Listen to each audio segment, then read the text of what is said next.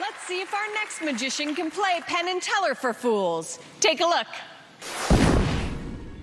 When I was young, I used to be a fan of all the old-time TV shows like The Twilight Zone. And, of course, I loved magic and I loved animals. I studied veterinary medicine in Italy, all the while paying my way through school with magic. I really like doing coin magic in the hospital because a little boy or girl comes in worried about their sick dog or cat, and all I have to do is pull a coin out of that dog's ear, and their frown turns into a smile. Dogs and cats can't tell you what's going on. You have to figure that out, and that's the challenge. The challenge of magic is to find a new way to do an effect that makes it look even more impressive. I like to tell people that I have a love of magic, but my life is veterinary medicine. Not bad for a day's work, right? Of course, on other days, it's the other way around. Please welcome the coin magic of Dr. Michael Rubinstein.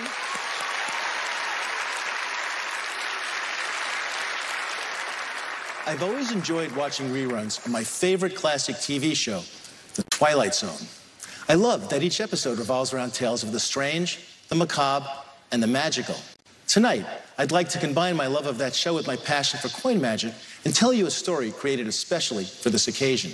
So please, allow me to channel my best Rod Serling as I take you all on a magical journey into the Fool Us Zone. You walk through the doors of this theater and enter a magical dimension. A dimension of Penn, a dimension of Teller, a dimension of prestidigitation. You're put into a suggestive state of smoke and mirrors. You just punched your ticket for the Fool Us Zone.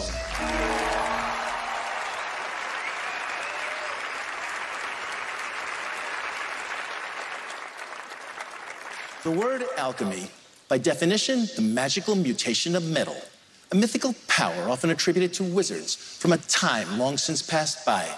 But although myths are dismissed as tales of fantasy left to be told to gullible children, there exists within each of them a modicum of truth. And to that, I point you toward an incident which occurred back in 1931.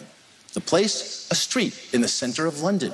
And if you were to look through the crowd, you might see on the corner a man shining shoes. That man is George Midas, a poor man, beat down by the hardships of his life. But in a few brief moments, that life will change. For George Midas is about to receive a golden opportunity to enter the Fool Us Zone. So there's George shining shoes. At the end of the day, he takes a look into his tip cup, but he didn't do very well. 1, 2, 3, 4 old and dusty copper pennies. Not even enough to buy his evening's meal. And he realized that once again he'd have to go home hungry and talk to his wife about the poverty in which they lived. He picked up one of the old and dusty pennies and without thinking removed a speck of dust. But when he looked back, George was surprised to see a coin of gold, solid gold.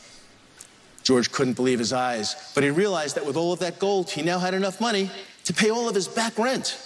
He put that coin away for safekeeping and picked up the second old and dusty penny. Just like the first, he removed a speck of dust, and like the first, that coin changed to gold, solid gold. And as George gazed upon that shiny gold penny, he realized that he now had enough money to put food on the table for a month. He put that coin away as well and picked up the third old and dusty penny. With hands now trembling, he removed a speck of dust, and as before, that coin changed to gold, solid gold. George's smile got bigger, for he realized that he now had enough money to buy brand new clothes for his entire family. And as he put that coin away, George spied one last coin sitting on the table. He picked it up and he pondered, could the magic happen yet one more time?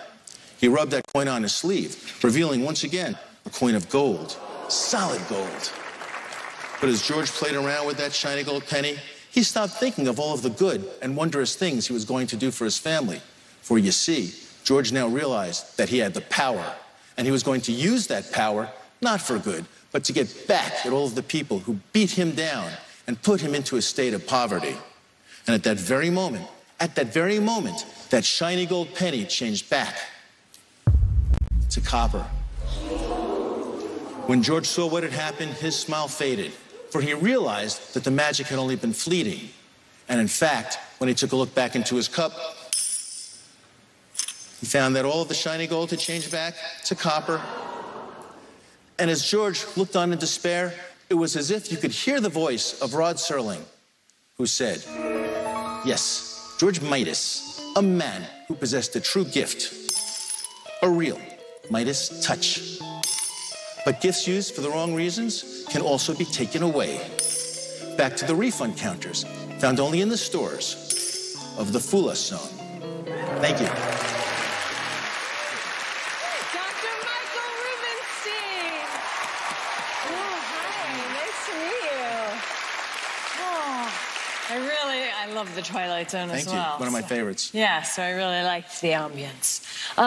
And you use actual, like, old coins, I heard. I do. I think that older coins are more interesting, and of course there's an intrinsic value. So these coins that I used were like from 1915. That's so fantastic. It really fits the ambiance of the Twilight Zone there, being the old England. Is this your favorite coin trick? Yes, it's basically a piece of magical theater that's developed over the course of the last 30 years. I've done it in different ways, but it really built it up so that it's more like, as I said, a piece of theater, where the magic is only like part of the story. It's not the story, but it basically complements the story. That's pretty cool. Thank you. Okay, Penn and Teller are ready. Let's see if you fooled them. Penn, Teller? Ah, Dr. Michael, very nice. Very, very nice. In magic, people do storytelling all the time, but not in coin magic. Coin magic is usually, there's this, that it changes something else. And you just had a whole story behind there that just kept us spellbound. It was just wonderful how you told the whole thing through there. We're both big Twilight Zone fans, so we absolutely love that. I love that it gave a justification. Usually the coins are just color changing, and you actually gave them value change and gave a story. We found it really interesting that on many coins, it has e pluribus unum as the symbol of the United States of America. But since Teller was a Latin scholar, a little bit more of how you did it was ex uno plura, more than the other way around. We also are going to just use a little bit of jargon here, because I love doing that. And we're just going to say something magician to magician. There was a nice variation on the Ramsey subtlety that we saw you doing. But we loved it there, and I think we probably, with Latin and magic terms, I think maybe we got some stuff there. You agree with us? I don't speak Latin. One thing I would ask is, the most important part of this trick for me is how the cleanliness in which the trick finished.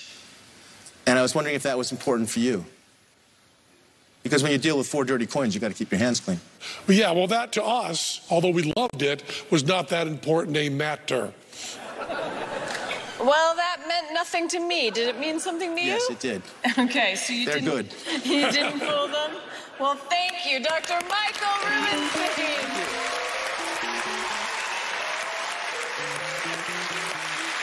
Someone is going to catch Penn and Teller off guard eventually. It just might happen after this, so stick around.